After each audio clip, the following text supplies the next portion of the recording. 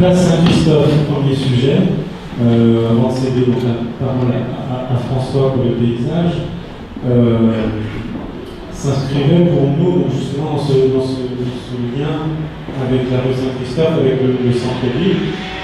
Et vous venez, justement, on avait tout à fait pris en compte les travaux sur les jardins d'arbres qui s'étaient réalisés et donc le futur de l'emplacement. François.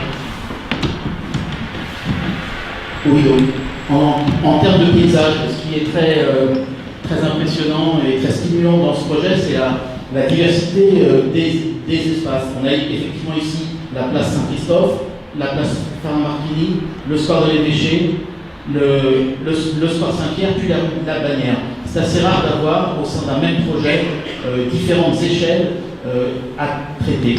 Ces différentes échelles vont être donc mises en continuité. On va créer des continuités et des liaisons physiques, mais aussi des liaisons végétales. En termes de paysage, c'est ça qui m'a particulièrement intéressé, c'est de proposer que l'usager et l'habitant soient à chaque fois, quel que soit l'endroit, dans un rapport particulier avec le monde végétal.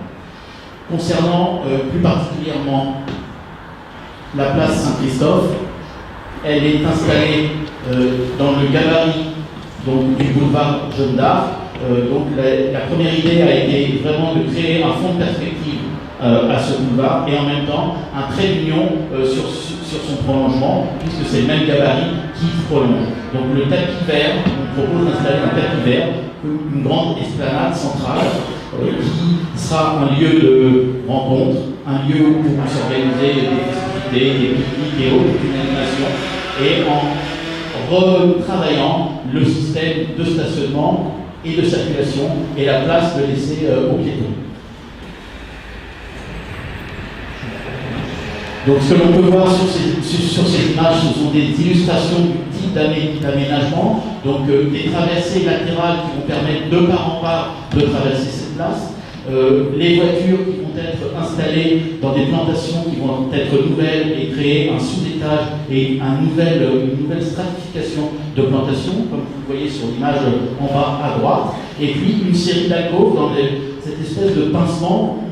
On voit que la place n'est pas symétrique, il y a un V qui s'installe, et dans cette géométrie vont s'installer une série de jardins thématiques, dont l'association pour les boulistes, des jeux d'enfants, etc. Enfin, une manière de faire vivre latéralement cette place, tout en ménageant l'espace central complètement dégagé, qui serait aussi l'occasion, et la place sera conçue de cette manière, la possibilité d'avoir, pour des festivités, des stationnements occasionnels sur ces prairies. Le sol sera constitué de manière à ce que ça fonctionne comme cela. Donc, voilà la place telle qu'elle est aujourd'hui, donc le monument mort, les platanes, une présence végétale un peu... le monument mort. En tous les cas, le monument, voilà, les voitures, et ce que l'on retient surtout, c'est la présence de ces voitures, qui gêne même la perception, qui gêne l'usage, qui gêne la perception donc, de ce monument, des Frères Martel, et le projet est donc de mettre en scène la qualité de l'espace qui existe. Donc, on va voir la vue. Donc voilà, l'espace transformé. Donc les arbres sont évidemment conservés. Les piétons circulent sur l'esplanade et circulent sous le mail de platane, les voitures étant reportées sur les rives périphériques.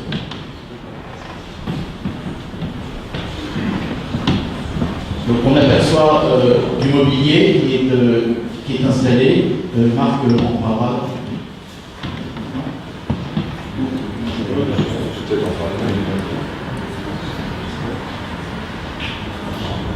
Voilà un autre point de vue.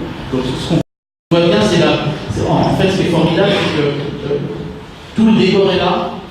Il y a un contexte formidable d'architecture, il y a une présence végétale qui est exemplaire, et c'est un jeu d'aménagement du sol qui va révéler finalement la grande qualité spatiale existante. Donc le mobilier est un mobilier dessiné pour l'opération. C'est une grande banquette en pierre, dont la pierre est assez logique, elle vient en écho au patrimoine historique en pierre de Soissons. Et sur cette grande banquette vient s'accrocher les différentes fonctions dont on a besoin, des sièges avec des bancs de dossier, une fontaine, une corbeille. On verra plus tard qu'on peut y mettre de la signalétique. L'éclairage aussi a été imaginé pour ce projet. On voit que sur les dernières opérations ont été installées des lanternes anciennes, un peu historiques, les 4 faces, et on est parti de cette idée de redessiner la lanterne classique avec ce cône, ce compartimentage, mais évidemment équipé des systèmes LED très contemporains et tout à fait performants.